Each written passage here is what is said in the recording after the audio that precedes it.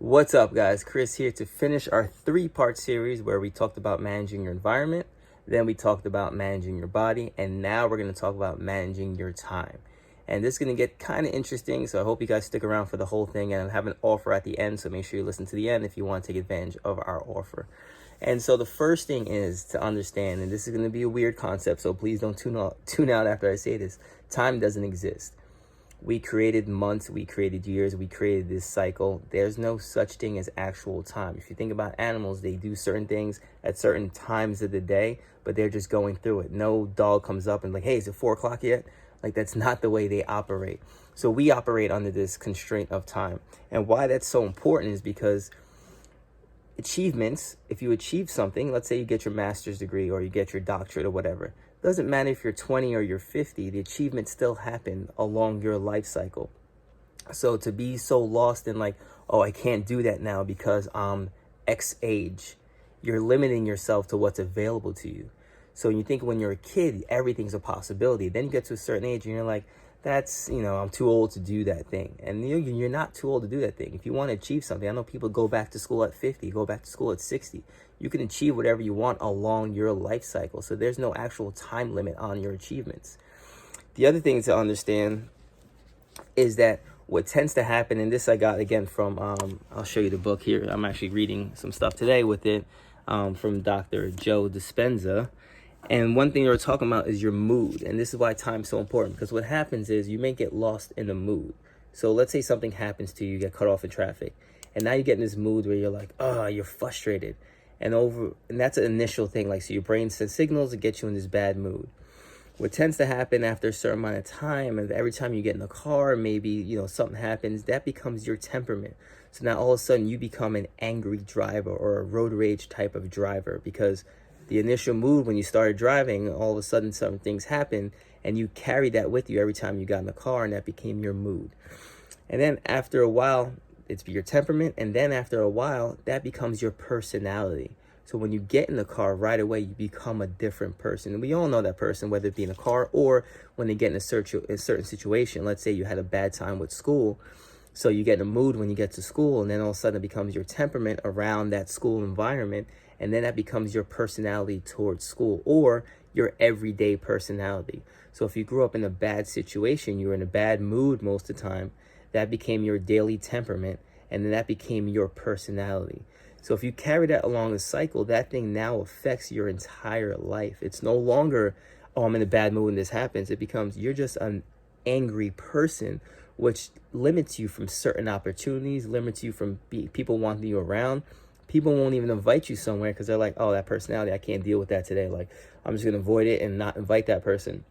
Which means now you're not in that circle, in that area, to gain access to other things. So if you act a certain way, you have a certain personality trait that turns people off or away from you, you're not going to be invited to a space where better things can happen for you within the amount of time that you have.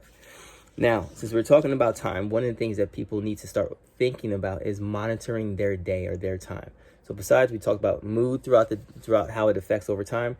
Now we're going to talk about your daily activity. So what happens with a lot of people when it comes to work-life balance, and I put a question up for certain people about setting time for work and time for rest, you need to schedule your day. And with our philosophy program, we have a set, you write out your day, so that when you're doing work stuff, you're doing work stuff only. And when you have family time, you have family time only, meaning the phone's away, things are away, so you can actually focus on the thing that you're doing. So for example, for today, I had work throughout the day. I'm doing this filming now.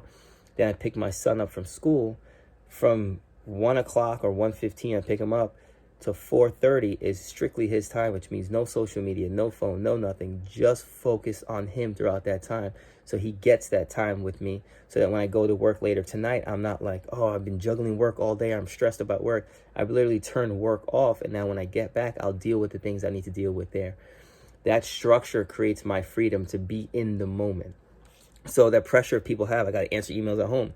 No, if you have a certain time where you say, this is my cutoff time, this is my hard, at 8 o'clock, everything's off, I'm only doing what I want to do at that time, then that has to be a hard shut off. And when you come back next day, you'll come back to the emails and everything else, because that stuff is always going to be there. The other thing people say about being happy with what you have, and I think when work life, that that whole balance thing comes in, you've achieved a certain amount of stuff or acquired a certain amount of things doing what you do.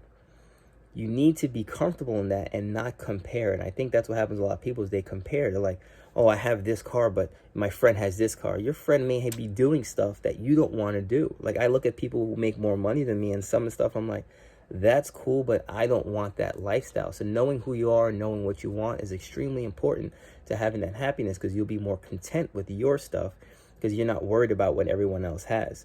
Very similar with social media. Be cautious with it, because a lot of people are posting their highlights and we are comparing ourselves to their highlights. And you may be home and you may have worked out all day, and you sit home and you see someone flexing their abs or doing something or sweating. You're like, oh man, I should work out harder. No, you're done. You did your task for the day. Now it's time for you to rest. So having that, not comparing to people, having that shut off on social media is extremely important. And the last thing I want to touch upon that is very important for our whole philosophy program and thinking about time is that work-life balance does not exist. So I put work-life balance as a platform to talk on, but it never really truly exists. We talk a lot about our philosophy program, a work-life wave, meaning there's a time that you're going to be doing, let's say it's fully work, like if you're putting time in at work and you're making a lot of money, there's going to be a time for that.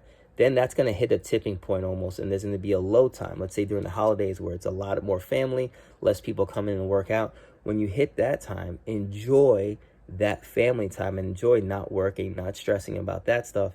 And then, because that's going to pick up again. So when you have the time to focus on work and making money, and a lot of opportunities are coming, take advantage of that when it's there.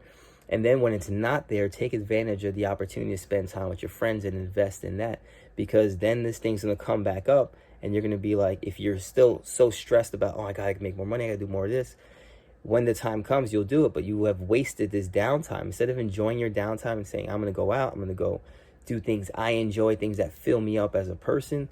So you need to ride this wave, and throughout the course of a week and month, make sure that wave at some point ends up in a balance. So you're kind of trying to stay in the middle, knowing you're never going to be fully in the middle, never fully balanced.